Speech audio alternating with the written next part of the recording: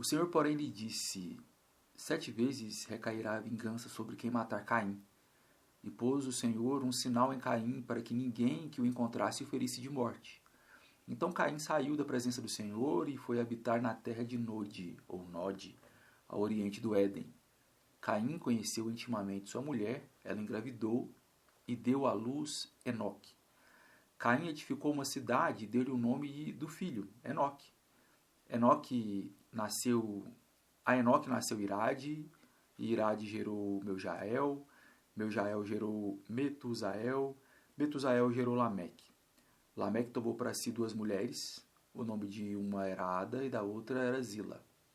Ada deu à luz a Jabal, este foi o pai dos que habitam em tendas e possuem gado. O nome do seu irmão era Jubal, este foi o pai de todos os que tocam harpa e flauta.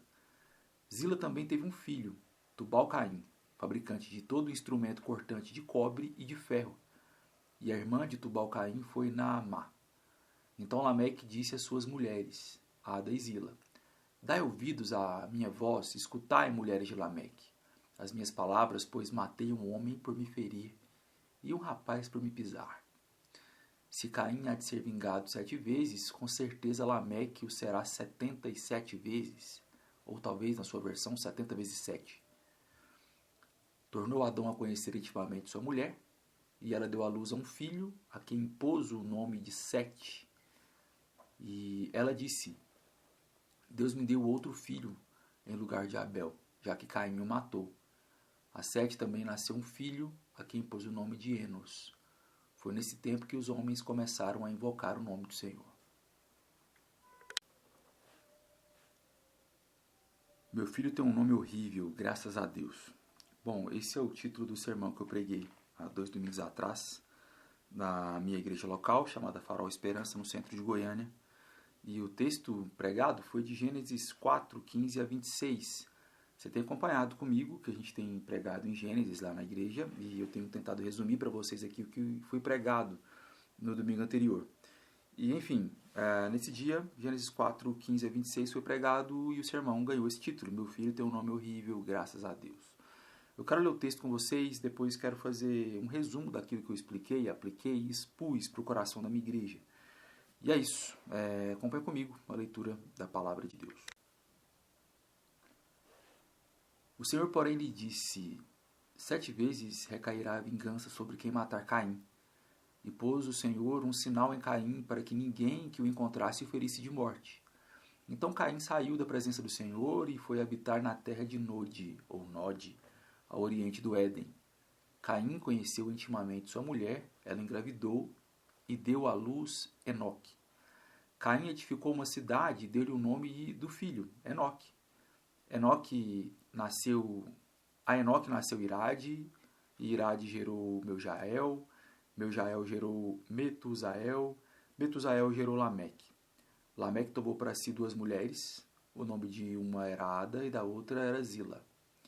Ada deu à luz a Jabal, este foi o pai dos que habitam em tendas e possuem gado. O nome do seu irmão era Jubal, este foi o pai de todos os que tocam harpa e flauta. Zila também teve um filho, Tubal-Caim, fabricante de todo instrumento cortante de cobre e de ferro. E a irmã de Tubal-Caim foi Naamá. Então Lameque disse às suas mulheres, Ada e Zila: Dai ouvidos à minha voz, escutai, mulheres de Lameque, as minhas palavras, pois matei um homem por me ferir e um rapaz por me pisar. Se Caim há de ser vingado 7 vezes, com certeza Lameque o será 77 vezes, ou talvez na sua versão 70 vezes 7. Tornou Adão a conhecer intimamente sua mulher, e ela deu à luz a um filho, a quem pôs o nome de Sete. E ela disse: Deus me deu outro filho em lugar de Abel, já que Caim o matou. A Sete também nasceu um filho, a quem pôs o nome de Enos. Foi nesse tempo que os homens começaram a invocar o nome do Senhor. Bom, nos últimos domingos a gente está convivendo e sendo agraciado pelo texto de Gênesis. A gente viu que tem a narrativa dessa gênese da crueldade junto com a gênese da história. O primeiro homicídio, que na verdade foi um fratricídio, onde Caim mata Abel. E a gente vê também no texto de hoje que esse pecado ele recebe e ganha níveis de escalonamento que a gente fica surpreso. Ao mesmo tempo a gente vê também narrado junto com tudo isso a graça de Deus se manifestando, a graça de Deus perseguindo a humanidade a despeito da sua própria maldade. A gente vê um monte de bênçãos e dádivas culturais como tema do texto que a gente lê hoje. A gente vê também os abusos das bênçãos que Deus de alguma forma fez surgir no meio dos homens, inclusive no meio da semente da serpente, que era a descendência de Caim. A gente vê também que no meio disso tudo, a descendência de Caim, a descendência da serpente, tenta uma espécie de salvação via cultura, usando ou abusando dela. No meio disso tudo, nós vimos narrados aqui muitos nomes feios. E esses nomes feios são importantes para nós. Os nomes são feios porque nós estamos distantes geograficamente, cronologicamente. A nossa questão estética,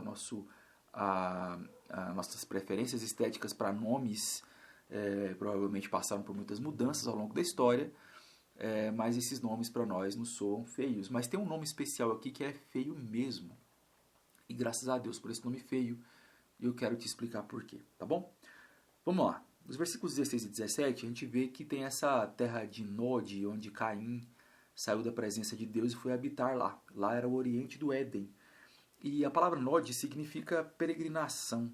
Essa terra era a terra da peregrinação, a terra do peregrino. E aqui, entenda, os nomes em Gênesis nos dão pistas narrativas bem interessantes. A gente vê que Caim, então, ele personifica com o lugar que ele vai morar a maldição que Deus dá para ele. Caim é aquele que é a personificação de uma pessoa alienada de Deus, que ela vive vagando, que ela está perdida e ela caminha sem parar, e o caminho dessa pessoa não é um caminho de esperança, como o caminho de quem é da serpente da mulher e o caminho do povo de Deus, mas é um caminho que tem só o cansaço como destino. Essa é uma grande maldição. Bom, o relato se desenvolve nos dando uma amostragem do que o Novo Testamento chamaria posteriormente de mundo, de sistema humano antroporreferente, autocentrado. A gente vê como isso é narrado aqui, nessa espécie de organização da sociedade de forma autorreferente, de forma autossuficiente. Uma cidade. A semente da serpente, a descendência de Caim, organiza uma cidade, mesmo peregrino. E essa cidade ela ganha um nome. Ela ganha o nome do seu próprio filho. Parece que Caim, na hora de homenagear os seus projetos, os seus intentos, ele dá um nome da sua própria linhagem. Parece que aqui há uma subscrição, há um subtexto dizendo que Caim, de alguma forma, está apostando as suas esperanças na sua própria linhagem rebelde. Percebe? O nome que ele dá para sua descendência, e que isso não faz nenhuma referência do seu arrependimento, faz com que a gente imagine que Caim está dobrando a aposta sobre a sua própria rebeldia. O nome do filho, consequentemente da cidade, é Enoque. Enoque significa início, e é o início ruim, é o início longe de Deus, é o início baseado na rebeldia, é o início baseado na peregrinação sem esperança, onde o destino dessa peregrinação é só cansaço. Você conhece alguém assim? Que anda, e o destino dessa pessoa é só fadiga, cansaço, é só uma aposta dobrada na própria rebeldia, na sua própria distância do seu Criador. Bom, tá aqui Caim mostrando pra gente que isso é experimentado desde o início da queda. Cidades no contexto do antigo mundo, do antigo Oriente Próximo e até da antiguidade, poderia significar qualquer quantidade de um ajuntamento humano organizado. A gente não sabe quantas pessoas tinham nessa cidade. A gente não sabe se era o tamanho de uma vila, de uma pequena cidadela, mas era uma cidade, um ajuntamento organizado de pessoas criando cultura. O texto narra pra gente 7 gerações, onde começa com Caim e termina com Lameque.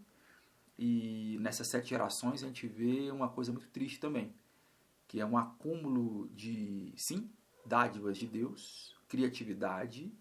Esse ajuntamento social carrega uma imagem e semelhança da parte de Deus, que não furta o ser humano rebelde de experimentar e criar coisas belas e boas. Mas a parte triste disso é que você vê também um acúmulo da maldade sendo narrado até o topo, a última gota d'água que faz transbordar o cálice da maldade humana, da banalidade do mal, sendo personificada nesse personagem chamado Lameque. Os versículos 18 a 24, a gente vê essa narrativa complexa. É complexa porque mostra nuances de um mundo pós-queda. A gente vê aqui a narrativa de um mundo pós-agricultura, já que foi privado de Caim esse tipo de cultura, né? A agricultura.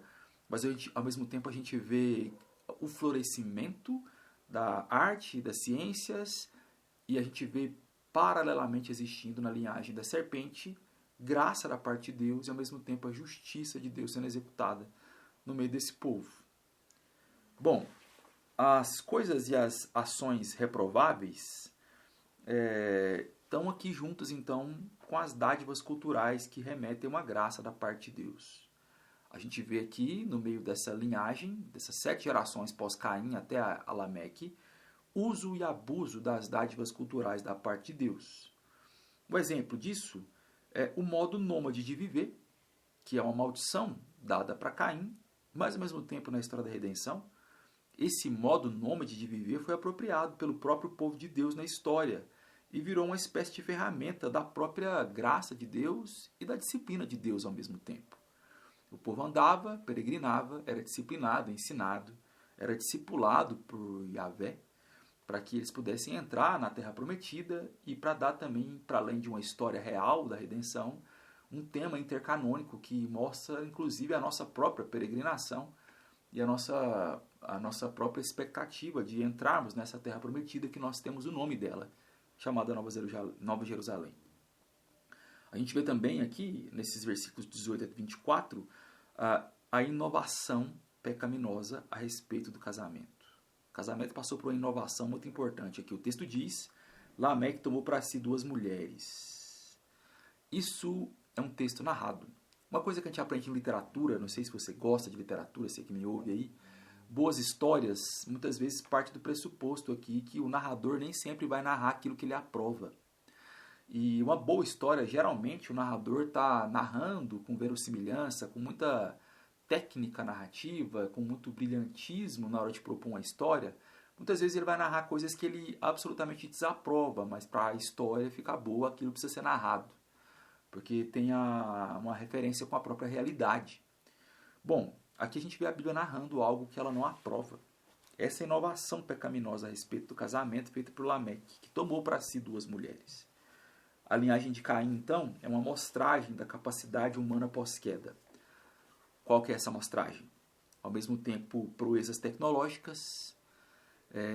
Um dos caras aqui era o precursor da fundição e fabricante de todo tipo de instrumento cortante de cobre, uma espécie de fundição, uma espécie de protocutelaria, que é uma ferramenta tanto de defesa quanto de facilitação da vida humana. Um objeto cortante facilitaria muito qualquer experiência na humanidade no mundo antigo. A gente vê também que instrumentos musicais foram criados, então proezas tecnológicas sendo narradas, ao mesmo tempo um profundo fracasso moral desses seres humanos. O ápice disso, narrado aqui, é a canção de Lameque, que é muito irônico, né? A canção de Lameque narrando algo absolutamente abjeto, que é a banalização da maldade, ela é feita de um jeito muito bonito, que é com arte, que é com canção, que é com melodia e poesia junto. A canção de Lameque é uma canção que nos narra algo muito ruim. O testemunho de que o pecado ele escalona e mais uma vez é dado para a gente aqui. Lameque ele exulta, ele elogia, ele louva o pecado com habilidade estética. E ele fala aqui do pecado com uma espécie de capricho e requinte estético. Isso é incrível, é absolutamente incrível e triste ao mesmo tempo. A maldade dessa vez revelada em forma de arte e a maldade dessa vez revelada na banalidade da ação maldosa vinda de Lameque. Para Lameque, na hora que ele vai cantar e dar essa canção, essa poesia, ele revela para a gente uma falta de senso de proporção relacionado à violência. A violência escalona a níveis muito estranhos, onde o ser humano ele é muito pouco respeitado e a imagem de Deus é menos respeitada ainda. Se Caim havia matado Abel por orgulho, Lameque testemunha que matou por insignificâncias, por amenidades, porque alguém esbarrou no seu pé, porque alguém o feriu. E ferir é uma coisa, matar alguém por ferir é algo absolutamente desproporcional, onde a banalidade do mal está dando as caras aqui. O texto diz também que ele faz um paralelo, né? Se Caim vai ser vingado 7 vezes, eu serei vingado 77 vezes.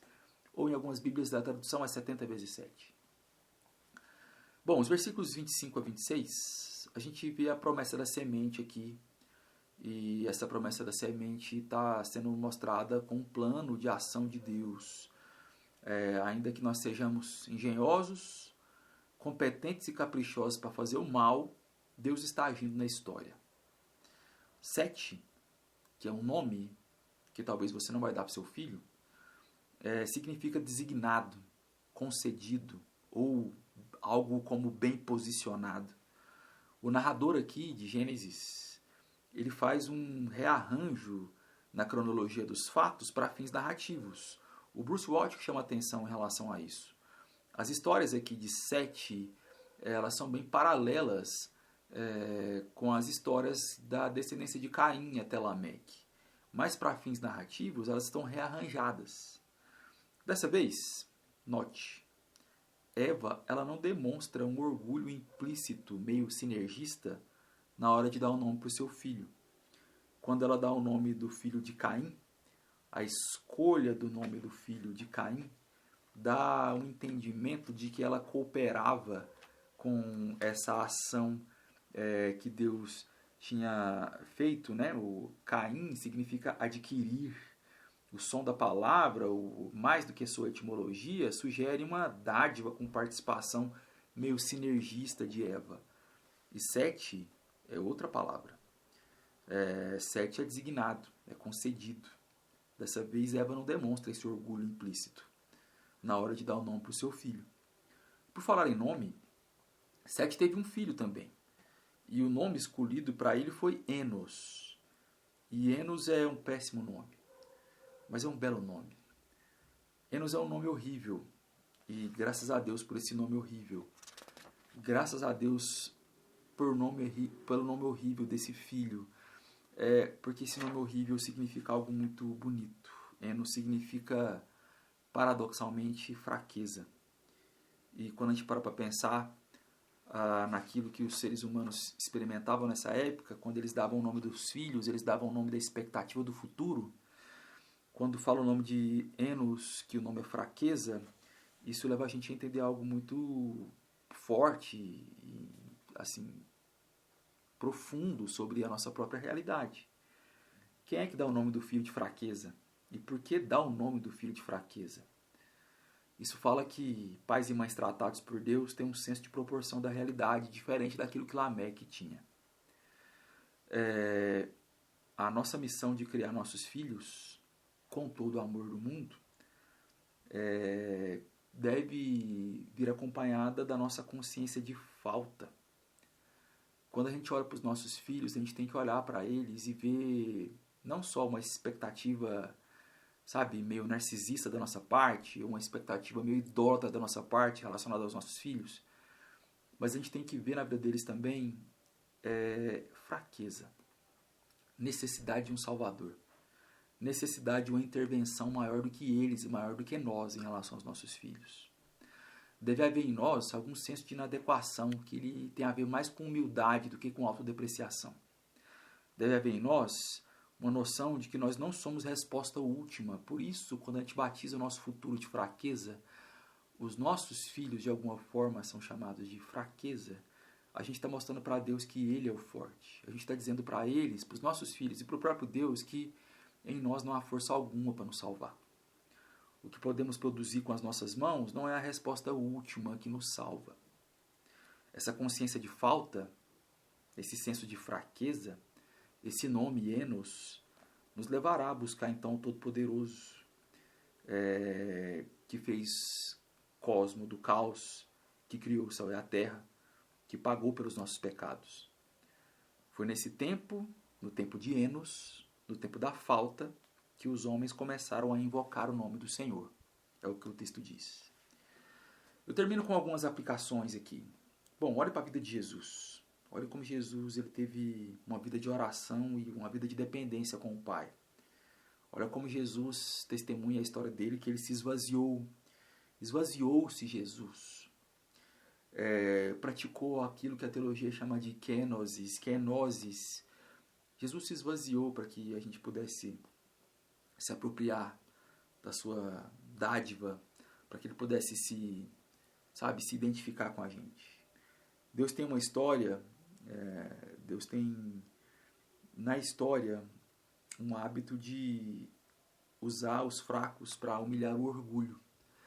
Deus gosta de usar os fracos, Deus gosta de usar a fraqueza para ele colocar no devido senso de proporção as coisas debaixo do sol.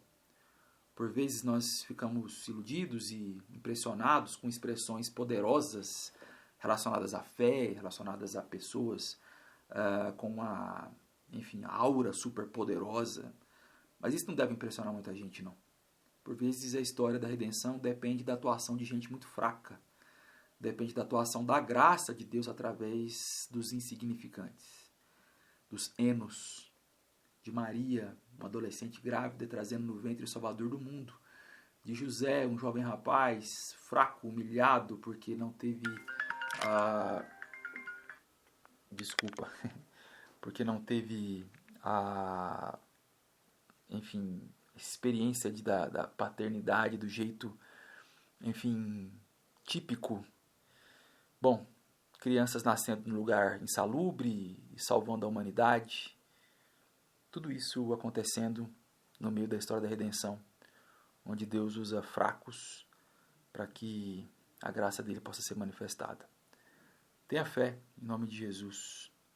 Se você é fraco, assim é que você é forte, porque a sua força não é sua. Deus abençoe você. O resumo do sermão é uma produção do It Yourself do pastor Carlos Henrique de Paula, vulgo Carlão. A arte da capa é de autoria de Bento Sintra de Paula.